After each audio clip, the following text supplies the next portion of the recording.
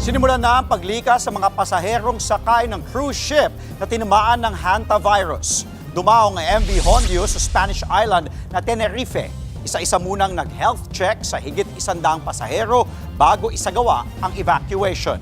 Nagpadala naman ng eroplano ang iba't ibang bansa para sa kanilang mga stranded na citizen.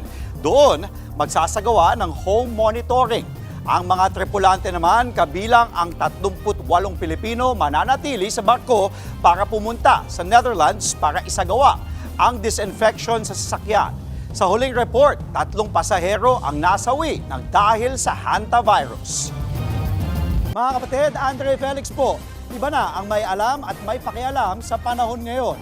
Para po sa tuloy-tuloy na balitaan sa Frontline kahit weekend, mag-follow at mag-subscribe na sa social media pages ng News 5.